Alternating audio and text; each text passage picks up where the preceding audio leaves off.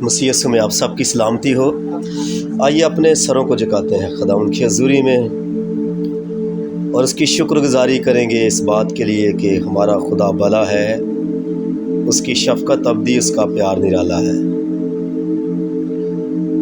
وہ وعدوں میں سچا ہے، لا تبدیل ہے۔ جب اس کے لوگ اس کے نام سے جمع ہوتے ہیں وہاں پہ لوگ درمیان اتر آتا ہے۔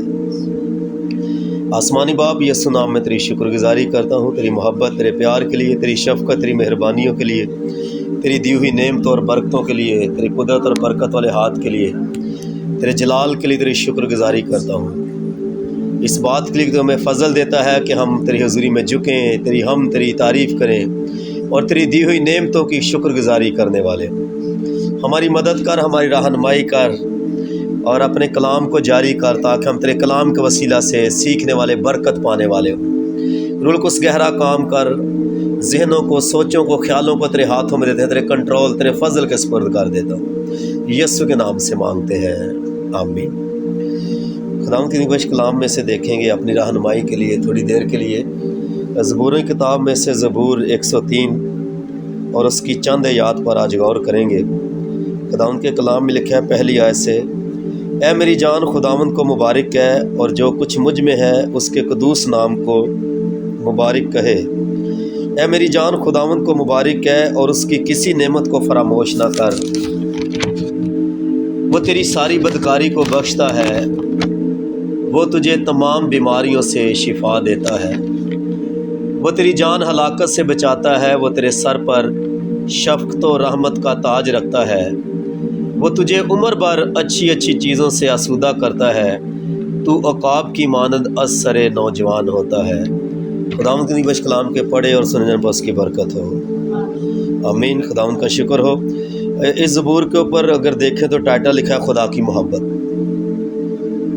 اگر ہم بائبل کو پڑھیں تو پتہ چلتا ہے خدا جو ہے محبت ہے، اور یہ داؤد کا زبور ہے، اور داؤد اپنے آپ سے، اپنی جان سے کہہ رہا ہے کہ اے میری جان خداوند کو مبارک ہے۔ ہم اس دنیا میں رہتے ہوئے دیکھیں کہ جب ہم اپنے کسی عزیز، کسی رشتہ دار، کسی بہن بھائی کو مبارک دیتے ہیں، کنگریچولیشنز کہتے ہیں، تو اس کے پیچھے کوئی وجہ ہوتی ہے، کوئی ریزن ہوتا ہے۔ بغیر وجہ کہ ہم نہیں کہتے کہ مبارک ہو۔ اگر کہیں گے تو پوچھا جائے گا کہ وجہ کیا ہے، بھی کیوں مبارک دے رہے ہو؟ تو یہاں پر بھی اگر داؤد جو ہے اپنے آپ سے، اپنی جان سے کہہ رہا ہے کہ زندہ خدا کو مبارک ہے، اور کہہ رہا ہے جو کچھ مجھ میں ہے اس کے قدوس نام کو مبارک کہے، تو اس کی وہ وجہ بھی بتا رہا ہے کہ خداوند کو مبارک کہنے کے پیچھے وجہ کیا ہے، سبب کیا ہے، کیوں اسے کہنا پڑا، کیونکہ اس نے خدا کی محبت کو جان لیا۔ اور میں حیران ہو رہا تھا کہ اس نے خدا کی محبت کو جب جانا ہے تو وہ ایک جگہ پر وہ کہہ رہا ہے کہ میری اور میرے باپ کے گھرانے کی کیا حیثیت ہے۔ وہ تو ایک چرواہا تھا، بھیڑ بکریاں چرانے والا۔ اس نے تو سوچا بھی نہیں ہوگا کہ میں بادشاہ بن جاؤں گا، مجھے بادشاہ بنا دیا جائے گا قوم کا۔ وہ خدا کی محبت کو جانتا ہے کہ خدا جو ہے اس کی محبت کے وسیلہ سے اس نے مجھے چنا ہے، بادشاہ بنایا ہے، اور پھر آگے کہہ رہا ہے کہ اس نے مجھے ہلاکت سے بچایا ہے۔ اس کے دشمن بڑے تھے۔ داؤد جو ہے جب تک زندہ رہا وہ جنگ ہی کرتا رہا، جنگ کی حالت میں رہا ہے۔ پہلے تو سول وہ اس کا دشمن بن گیا، جو بادشاہ تھا پہلا، وہ اسے مار ڈالنا چاہتا تھا۔ لیکن اس بات کو جانے کہ داؤد کے بارے میں خدا کہہ رہا ہے کہ میرے دل کے موافق میرا بندہ داؤد مجھے مل گیا ہے۔ اسے 2 بار موقع ملا سول کو ہلاک کرنے کا، کہ اس کو اپنے دشمن کو مارنے کا، اور میں سمجھتا ہوں کہ اگر کوئی ایسا جانی دشمن ہو، اسے موقع کسی کو مل جائے تو وہ اتنی اس کو چھوڑے گا۔ لیکن وہ کہہ رہا ہے کہ میں خدا کے منصوب پر ہاتھ اٹھاؤں، ایسا ناممکن ہے۔ وہ اس لیے کہہ رہا ہے کہ خدا نے اس کے دشمنوں سے اسے بچایا۔ وہ کہہ رہا ہے اس نے ہلاکت سے بچایا ہے۔ اس کا بیٹا اس کا دشمن ہو گیا، بادشاہی چلی گئی، اس سے وہ چھپ رہا ہے، لیکن وہ جان گیا خدا کی محبت کو، خدا بچاتا ہے۔ خدا رحم کرتا، فضل کرتا ہے، اور وہ کہہ رہا ہے کہ نہ صرف اس نے ہلاکت سے بچایا، بیماریوں سے بچایا ہے، بلکہ کہہ رہا ہے کہ عمر بھر اچھی اچھی چیزوں سے آسودہ کرتا ہے۔ اچھی اچھی چیزیں جن کو ہم سوچ بھی نہیں سکتے۔ میں کل پرسوں کی بات ہے، ہم ایک جگہ تھے، کلام سنا رہا تھا میں، تو وہاں وہ فیملی قرض کے نیچے تھی، بہت زیادہ قرض تھا۔ تو میں ان سے کہہ رہا تھا کہ آپ کا قرض اتر سکتا ہے جب آپ خدا کو کہیں گے۔ میں کہ آپ نے کہا ہی نہیں، اور وہ واقعی کہہ رہے تھے ہم نہیں کہتے۔ میں کہا جب دعا نہیں کریں گے تو قرض نہیں اترے گا۔ میں کہ ہماری مشکل بڑی ہوتی ہے، دعا ہماری ریڈی میڈ ہوتی ہے چھوٹی سی۔